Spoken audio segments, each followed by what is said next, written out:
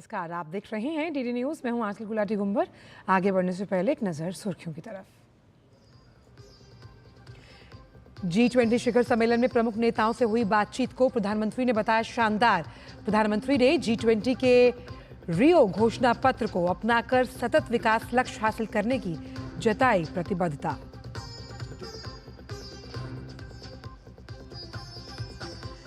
दिल्ली में हवा हुई जहरीली। पंजाब से इस सीजन का सबसे ज्यादा पराली जलाने के रिकॉर्ड के कारण बढ़ रहा है राजधानी में प्रदूषण। दिल्ली में बने हिमाचल भवन को हाईकोर्ट ने कुर्क करने के दिए आदेश। 64 करोड़ रुपए का बकाया नहीं चुका पाई सुक्खू सरकार। झारखंड और महाराष्ट्र विधानसभा चुनाव और कई राज्यों में उपचुनाव के लिए बुधवार को होना है मतदान। मतदान केंद्रों पर पहुंच रहे हैं मतदान कर्मी। महिला एशियन चैंपियंस ट्रॉफी के सेमीफाइनल में आज भारत जापान की भिड़ंत। शानदार फॉर्म में चल रही है टीम इंडिया।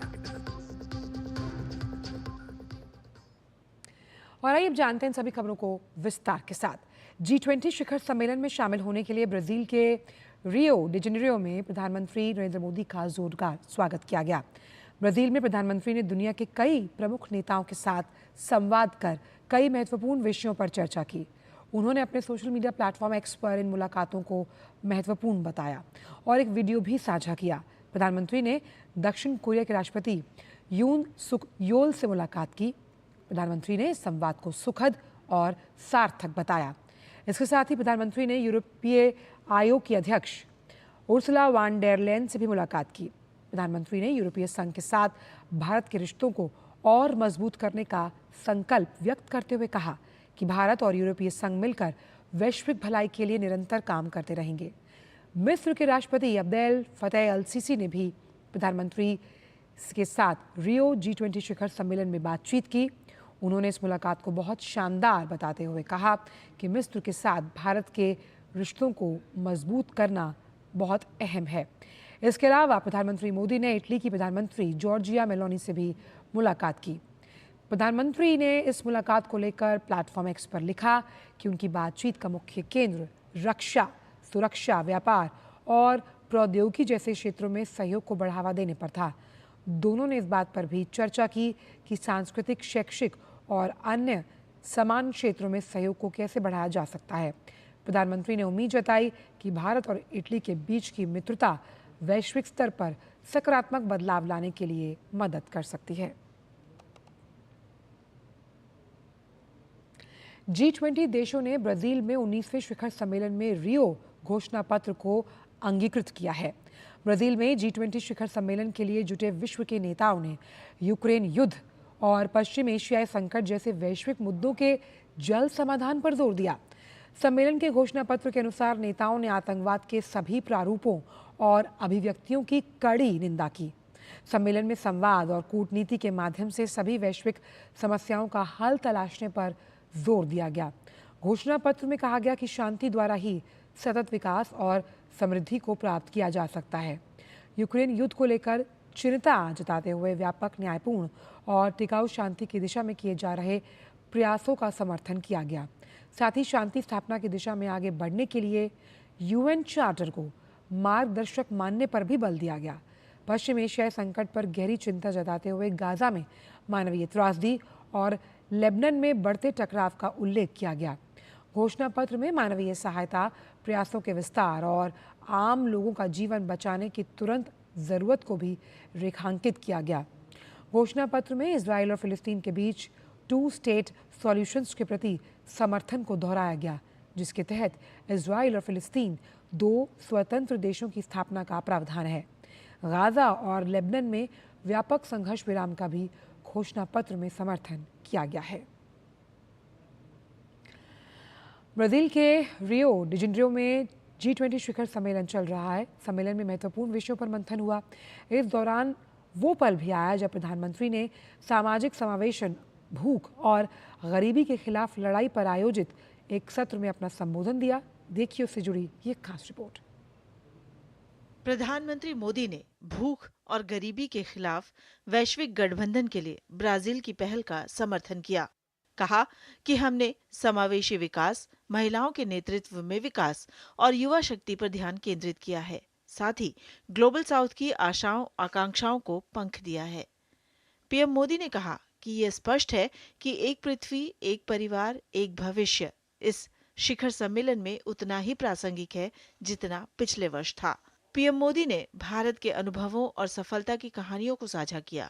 कहा कि पिछले 10 वर्षों में भारत से 25 करोड़ लोगों को गरीबी से बाहर निकाला गया है और 80 करोड़ से ज्यादा लोगों को मुफ्त में अनाज दिया जा रहा है। पीएम ने कहा कि दुनिया की सबसे बड़ी स्वास्थ्य बीमा योजना का 55 करोड़ लोग लाभ उठा रहे हैं। अब 70 साल से अधिक उम्र के 6 करोड़ वरिष्ठ नागरिक भी मुफ्त स्वास्थ्य बीमा का लाभ उठा सकेंगे। पीएम ने कहा कि महिला नेतृत्व वाले विकास और सामाजिक समावेशन पर ध्यान केंद्रित रखते हुए 30 करोड़ से अधिक महिला सूक्ष्म उद्यमियों को बैंकों से जोड़ा गया है और ऋण तक पहुंच प्रदान की गई है। पीएम ने फसल बीमा योजना का जिक्र किया। बताया कि 4 करोड़ से अधिक किसानों को 2000 करोड़ अमेरिकी डॉलर का लाभ मिला है। किसान योजना के तहत 11 करोड़ किसानों को 40 अरब डॉलर से ज्यादा की मदद दी गई है। किसानों को 300 बिलियन अमेरिकन डॉलर का संस्थागत ऋण दिया जा रहा है। भारत न केवल खाद्य सुरक्षा सुनिश्चित कर रहा है, बल्कि पोषण पर भी ध्यान केंद्रित कर रहा है। एकीकृत पोषण सहायता कार्यक्रम, सक्षम आंगनबाड़ी और पोषण 2.0 विशेष रूप से गर्भवती महिलाओं, नवजात शिशुओं, 6 वर्ष से कम उम्र के बच्चों और किशोर लड़कियों के लिए पोषण पर केंद्रित है। मध्याह्न भोजन योजना के माध्यम से स्कूल जाने वाले बच्चों की पोषण संबंधी आवश्यकताओं पर भी विशेष ध्यान है। भारत वैश्विक खाद्य सुरक्षा में भी योगदान दे रहा है।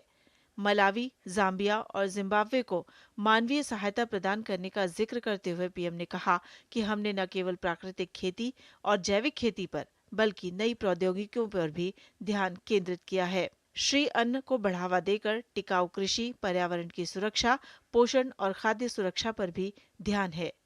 पीएम ने कहा कि भारत के डिजिटल सार्वजनिक बुनियादी ढांचे ने सामाजिक और वित्तीय समावेशन को सक्षम बनाया है। आकांक्षी जिलों और ब्लॉक परियोजना के साथ समावेशी विकास के लिए एक नया मॉडल बनाया गया है जो सबसे कमजोर कड़ी को मजबूत करता है। Bureau report, DD news. प्रधानमंत्री नरेंद्र मोदी 3 दिन की यात्रा पर ब्राजील से गुआना पहुंचेंगे। 50 साल के इतिहास में पहली बार होगा जब कोई भारतीय प्रधानमंत्री दक्षिणी अमेरिकी देश गुआना का दौरा करेंगे। प्रधानमंत्री की यात्रा कितनी खास है और इससे दोनों देशों के बीच द्विपक्षीय संबंधों को कितनी मजबूती मिलेगी, गुआना में भारतीय उच्चायुक्त अमित तेलंग से डीडी न्यूज संवाददाता अभिषेक सिंह ने खास बात की है। आइए आपको सुनवाते हैं। प्रधानमंत्री नरेंद्र मोदी 3 दिनों के दौरे पर गयाना आ रहे हैं। कैरिबियन कंट्री है गयाना और यहाँ पर प्रधानमंत्री का क्या कार्यक्रम रहने वाला है, प्रधानमंत्री क्या यहाँ पर जो द्विपक्षीय बातचीत होगा, इसके अलावा प्रधानमंत्री इंडियन कम्युनिटी को यहाँ पर एड्रेस करेंगे। साथ साथ गयाना के अंदर क्या कार्यक्रम है, इस पर बातचीत के लिए हमारे साथ मौजूद है अमित तेलंग जी, जो भारत के गुयाना में के अंदर जो है उच्चायुक्त है। हम उनसे बात करते हैं। सर, दूरदर्शन न्यूज़ में आपका बहुत बहुत स्वागत है। यहाँ पे जब हम लोगों से बात करते हैं तो जो हमारा कनेक्टिविटी है भारत से, अगर हम गयाना के बीच की दूरी भी देखें, तकरीबन 14,000 किलोमीटर की दूरी है और डायरेक्ट फ्लाइट जो है वो यहाँ के लिए नहीं है, या तो यूरोप होके आना पड़ता है या फिर अमेरिका होके आना पड़ता है। तो क्या कुछ कनेक्टिविटी को लेकर भी कुछ समझौते हो सकते हैं, वीज़ा को लेकर के कुछ नया हो सकता है सर, जिससे दोनों देशों के बीच में जो है जो और बेहतर मजबूत रिलेशनशिप बन सके? कि हाँ, ये दो मैं उन्हें समस्याएं नहीं कहूँगा, बट अगर उस क्षेत्र में हम लोग कुछ थोड़ा और ध्यान दें तो शायद हमारे जो औद्योगिक संबंध हैं, उद्योग और व्यापार के जो संबंध हैं वो काफ़ी बेहतर हो सकते हैं। अगर आप बात करें कनेक्टिविटी की, जैसे हवाई यात्रा या कनेक्टिविटी की, तो उसमें कुछ चीज़ें तो हो रही हैं। जैसे हमारे सिविल एविएशन क्षेत्र में हमने एक अग्रीमेंट, बायलैटरल अग्रीमेंट उनके साथ किया है। पिछले साल ही हमने वो अग्रीमेंट किया है और उसके द्वारा आने वाले समय में हम लोग ज़रूर सोच सकते हैं कि नई उड़ानें हो सकती हैं इस क्षेत्र में। दूसरा जो आपने कहा कि वीज़ा के क्षेत्र में, हालांकि अगर आप कागजी तौर पर देखें तो गयाना में आने के लिए वीज़ा की ज़रूरत नहीं है। मतलब यहाँ वीज़ा ऑन अराइवल ये सुविधा उपलब्ध है। एक अग्रीमेंट जिस पर हम लोग काम कर रहे हैं उसे हम लोग कहते हैं मोबिलिटी पार्टनरशिप अग्रीमेंट। तो अगर इस क्षेत्र में हमें देखना है कि लोगों के आवाजाही में सहूलियत हो, लोग आसानी से एक दूसरे के देशों में जा पाएँ, तो उससे व्यापार और उद्योग भी बढ़ेगा। तो एक क्षेत्र में हम लोग गयाना के साथ ज़रूर काम कर रहे हैं। शिखर सम्मेलन 2019 में प्रधानमंत्री ने हिस्सा लिया था न्यूयॉर्क में। दूसरा कैरिकॉम शिखर सम्मेलन यहाँ होने जा रहा है। कितना सर कैरिकॉम जो कैरिबियन कंट्रीज़ हैं का एक समूह है, क्या सर इससे इंडिया और कैरिबियन कंट्रीज़ के बीच में इसके लिए कितना इम्पोर्टेंट है सर? क्या आउटकम इसका आप देख रहे हैं? 2019 में हाँ शिखर सम्मेलन हुआ था। प्रधानमंत्री जी जो करीबियन जो 14 देश हैं, 15 देश हैं, उन 15 देशों के राष्ट्राध्यक्षों से और उनके प्रधानमंत्रियों से मिले थे। और उसके बाद जो चीज़ आपने कही, उस वजह से हमारे जो संबंध हैं वो बहुत इम्प्रूव हुए हैं। और उसकी एक सबसे बड़ी वजह थी प्रधानमंत्री जी और भारत ने जो कोविड के दरमियान इन देशों की मदद की, और वो इसे काफ़ी तवज्जो देते हैं क्योंकि वो जानते हैं कि जिस वक्त कोई और मदद नहीं कर रहा था उस वक्त भारत ने और प्रधानमंत्री जी ने उनकी मदद की। और उसके अलावा वो ये भी देखते हैं कि हमने हमारी G20 प्रेसिडेंसी के दरमियान प्रधानमंत्री जी ने कई चीज़ें कहीं जो इन देशों के लिए बहुत अहमियत रखती हैं। उसमें से एक बहुत बड़ा और बहुत इम्पॉर्टेंट इनिशिएटिव था वॉइस ऑफ ग्लोबल साउथ, जो दूसरा शिखर सम्मेलन होगा करीबियन देशों के साथ। उनमें ये सब मुद्दे ज़रूर इस पर चर्चा होगी और इनमें से ज़रूर कुछ न कुछ ऐसे मुद्दे निकलेंगे जिससे कि हमारे संबंध जो हैं वो और बेहतर होंगे।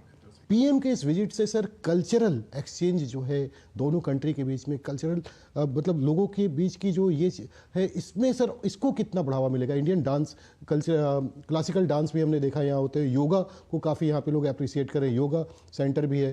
तो सर जो भारतीय चीज़ें हैं उसका क्या फ्यूचर देख रहे हैं सर?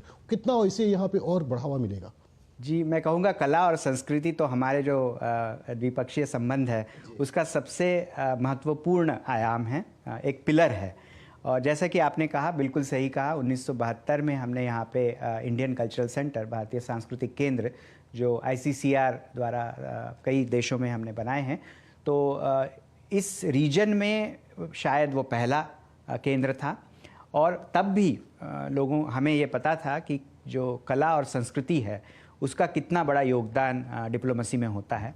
और मैं आपको बताना चाहूँगा कि यहाँ ऐसे कई लोग आपको मिलेंगे जिन्होंने भारतीय सांस्कृतिक केंद्र, इंडियन कल्चरल सेंटर, आजकल हम उसे स्वामी विवेकानंद सांस्कृतिक केंद्र कहते हैं, वहाँ पे उन्होंने नृत्य, संगीत, योग, इन सब की शिक्षा ली है। आप कुछ लोगों से मिल रहे हैं, यहाँ पे ऐसे कई लोग आपको मिलेंगे कि जो हिंदी नहीं जानते, बट अगर आप कोई उनको हिंदी गीत गाने के लिए कहेंगे तो वो आज भी बिल्कुल आपको मुकेश, लता मंगेशकर, तो जगह पे रास्ते पे भी देखा सर हमने जहाँ पे हिंदी गाना, बिल्कुल हिंदी गाने, वो बड़े ही मैं कहूँगा गौरव के साथ हिंदी गाने गाते हैं, गाने चलाते हैं। आप कहीं भी जाएँ, किसी भी सांस्कृतिक अगर कोई एक्टिविटी हो रही है तो वहाँ हिंदी गाने बहुत चलते हैं, भजन हैं, बॉलीवुड के गाने हैं।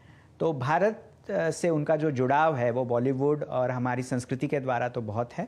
धन्यवाद सर दूरदर्शन न्यूज़ से बात करने के लिए आपका।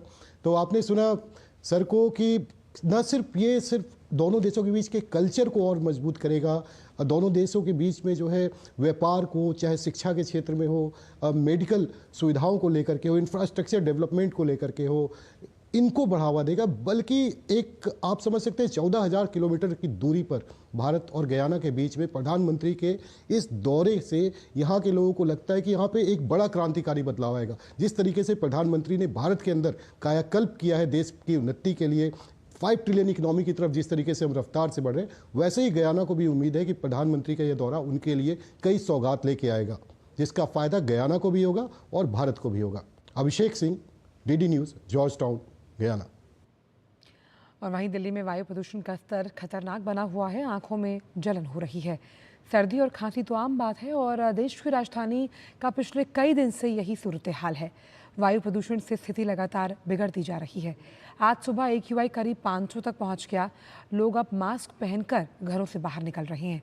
जानकारों का मानना है कि वायु गुणवत्ता का स्तर 500 के करीब होना ये बताता है कि हवा में विषैले कणों की मात्रा ज़्यादा हो गई है और ये सेहत को गंभीर रूप से नुकसान पहुंचा रहे हैं, खासतौर पर उन लोगों के लिए जिनकी उम्र कम है या ज़्यादा और उन्हें सांस की बीमारियां हैं। आम लोग भी अब दिल्ली सरकार के प्रदूषण नियंत्रण के प्रयासों पर सवाल उठा रहे हैं। लोगों का मॉर्निंग वॉक पर निकलना बंद है। दिल्ली में graded response action plan grab 4 लागू हो चुका है। पानी का छिड़काव भी हो रहा है, लेकिन ज़्यादा फायदा होता हुआ नजर नहीं आ रहा।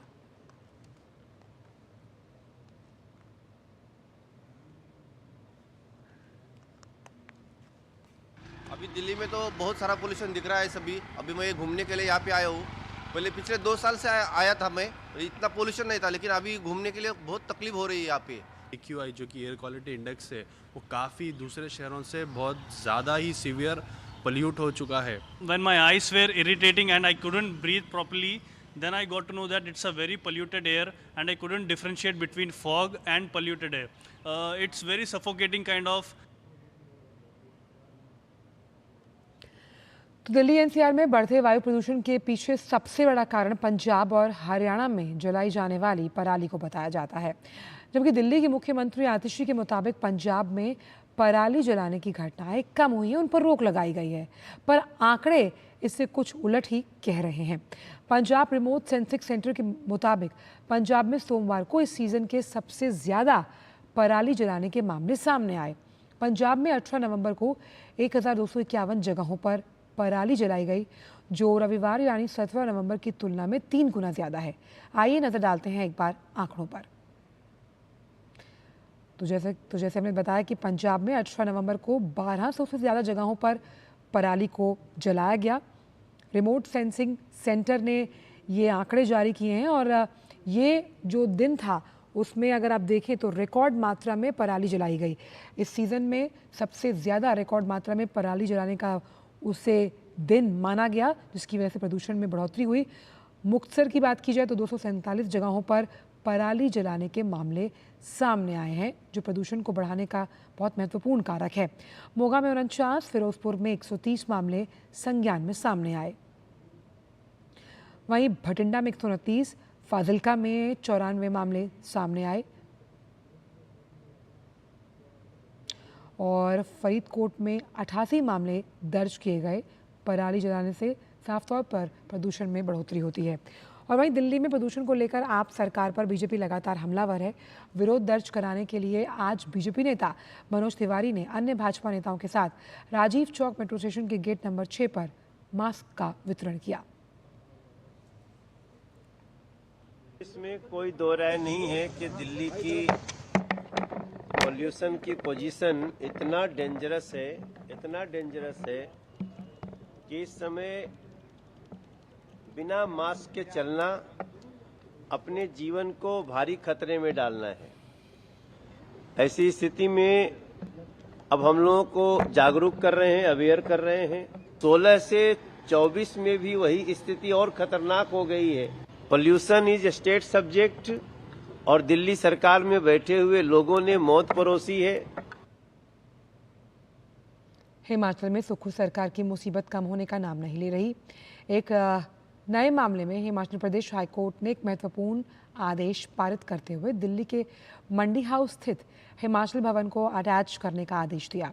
हाईकोर्ट का ये आदेश बिजली कंपनी की रकम ना लौटाने से जुड़े केस में दिया गया है। दरअसल सैली हाइड्रो पावर कंपनी के नाम की इस कंपनी का हिमाचल सरकार पर 64 करोड़ रुपया अपफ्रंट प्रीमियम बकाया है, जिसका भुगतान नहीं करने के मामले में यह आदेश उच्च न्यायालय ने जारी किया। ये राशि प्रदेश सरकार के पास लाहौल स्पीति में स्थित बिजली प्रोजेक्ट के संचालन को लेकर सैली हाइड्रो पावर कंपनी द्वारा अपफ्रंट प्रीमियम के तौर पर जमा कराई गई थी।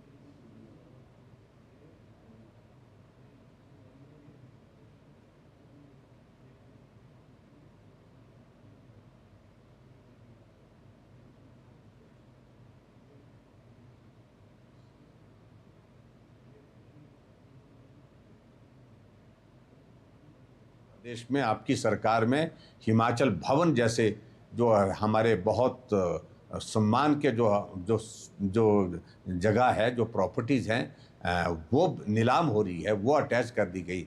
इससे बड़ा दुर्भाग्य कोई हो नहीं सकता है। मैं समझता हूँ कि उनको सोचना चाहिए 2 साल पुरानी बातों को छोड़ करके वर्तमान में वो 2 सालों में क्या कर पाए हैं।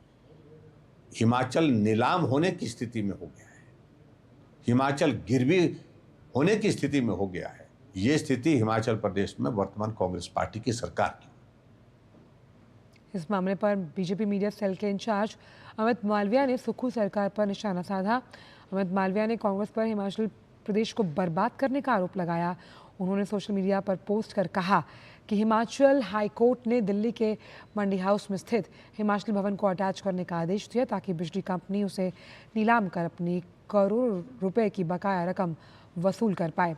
अमित मालविया ने कहा कि ये हिमाचल प्रदेश की सुक्खू सरकार के लिए बहुत शर्मनाक बात है। हिमाचल प्रदेश के भाजपा अध्यक्ष राजीव बिंदल ने कांग्रेस सरकार पर निशाना साधा। उन्होंने कहा कि हिमाचल के इतिहास में पहली बार ऐसा हुआ कि सरकार ने हाईकोर्ट की बात की अवमानना की। साथ ही कहा कि वर्तमान सुक्खू सरकार पूरी तरह से फेल सरकार है।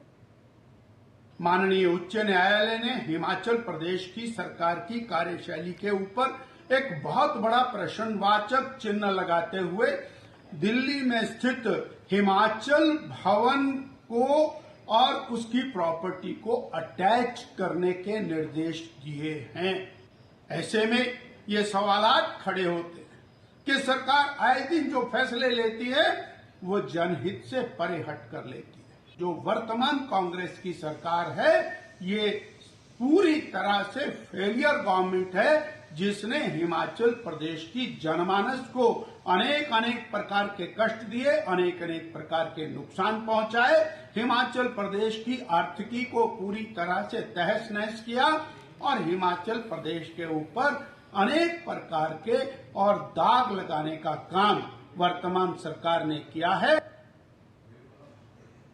गांधीनगर के राष्ट्रीय रक्षा विश्वविद्यालय में 50वें अखिल भारतीय पुलिस विज्ञान सम्मेलन का आयोजन हुआ। केंद्रीय गृह मंत्री अमित शाह मुख्य अतिथि के रूप में सम्मेलन में शामिल हुए। उन्होंने पुलिसिंग और सार्वजनिक सुरक्षा में प्रगति पर चर्चा की और इस अवसर पर गृह मंत्री ने 50 सालों में पुलिस सिस्टम का स्वरूप बदलने की बात कही। क्योंकि पुलिस विज्ञान कांग्रेस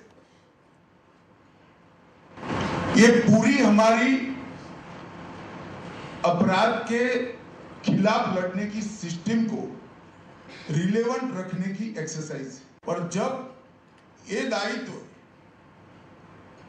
पुलिस विज्ञान कांग्रेस पर हो तो हमने नए सिरे से इसके स्वरूप, इसकी सहभागिता, इसके इनपुट लेने की पद्धति और अनुसंधान और विकास दोनों शब्दों को पुलिस स्टेशन से भी नीचे बीट और कांस्टेबल तक पहुंचाने की व्यवस्था, इसको समग्रता से पुनर्विचार करने का समय आ गया है। युवा फिल्म निर्माताओं पर केंद्रित इफ्फी 2024 में इस बार क्रिएटिव माइंड्स ऑफ टुमारो का दायरा बढ़ाते हुए 75 नहीं बल्कि 100 युवाओं को मौका मिलेगा। इफ्फी का हिस्सा बनने का कई नई पहलों के साथ इफ्फी 2024 में लोगों के सामने आएगा। प्रसार भारती का OTT platform DD news team से खास बातचीत की सूचना एवं प्रसारण मंत्रालय की संयुक्त सचिव फिल्म वृंदा मनोहर देसाई ने। आइए आपको सुनवाते हैं। इफ्फी 2024 बेहद यादगार होने जा रहा है। खास तौर पर दुनिया भर से फिल्म मेकर्स, सिने एंथुसियास्ट, सिने प्रेमी इसका हिस्सा बनने के लिए गोवा पहुंच रहे हैं। इस बार कई नई शुरुआत की गई है। कौन सी हैं वो शुरुआतें बताने के लिए हमारे साथ जुड़ रही हैं Vrinda Manohar Desai, joint secretary films. IFFI 2024 पर पूरा ध्यान केंद्रित किया गया है युवाओं को सिनेमा से जोड़ने के लिए, इसके विभिन्न आयामों से रूबरू कराने के लिए। क्या कुछ तैयारी है? जी, ये जो 55th एडिशन ऑफ इफ़ी है, इसका थीम ही है यंग फिल्म मेकर्स। तो इस साल हम लोग सारे जो यंग फिल्म मेकर्स हैं, वी हैव केप्ट एक सेपरेट सेक्शन है ऑफ बेस्ट डेब्यू इंडियन, जहाँ पे एक इंडियन फिल्म मेकर्स जो कि इस साल उनकी फिल्म्स आई हुई है, उनके लिए एक स्पेशल कंपटीशन है ताकि नए जो यंग फिल्म मेकर्स हैं उनको एक प्लेटफॉर्म मिले, उनको एक पहचान मिले। तो लगभग 400 से 500 यंग फिल्म मेकर्स हुआ इंटरेस्टेड इन फिल्म मेकिंग, ऐसे फिल्म स्कूल्स के बच्चों को हम लोगों ने इनवाइट किया है। और नॉर्थ ईस्ट स्टेट से भी हम लोग 50 बच्चे इसमें ज्वाइन हो रहे हैं फॉर दिस इफ़ी। उसके बाद एक क्रिएटिव माइंड्स ऑफ टुमारो जो इनिशिएटिव है, ये 2 साल से चल रहा है, लेकिन 75 क्रिएटिव माइंड्स के को हम लोगों ने एक्सपैंड किया है टू 100 क्रिएटिव माइंड्स। इस तरह से OTT फिल्म्स और OTT सीरीज को भी एक बढ़ावा देता नजर आएगा इफ़ी। जी, क्योंकि OTT प्लेटफॉर्म्स भी एक इम्पॉर्टेंट हिस्सा हो गई है, इसीलिए यहाँ पे नेटफ्लिक्स, अमेज़ॉन का भी हम लोग को कॉपरेशन मिला है। साथ ही में प्रसार भारती भी अपना OTT उसका लॉन्च होने वाला है और we look forward to it. हम लोग बहुत उत्साहित है कि देश का अपना OTT का लॉन्च है। बहुत बहुत शुक्रिया हमसे बात करने के लिए। किस तरह से आज भारत जो है वो कंटेंट हब बनता जा रहा है पूरे विश्व के लिए, उस लिहाज से भी इफ़ी 2024 का मंच बहुत ही एक यादगार मंच होने वाला है, बहुत ही एक इम्पॉर्टेंट मंच होने जा रहा है। साथ ही यहाँ पर प्रसार भारती अपना OTT प्लेटफॉर्म लेने आ रहा है, यानी कि बाजार में अब कंपटीशन बढ़ने जा रहा है। कैमरा पर्सन अजीत के साथ जया सिन्हा, DD न्यूज़, पणजी, गोवा। और फिलहाल समाचारों में इतना ही। दीजिए इजाज़त, नमस्कार।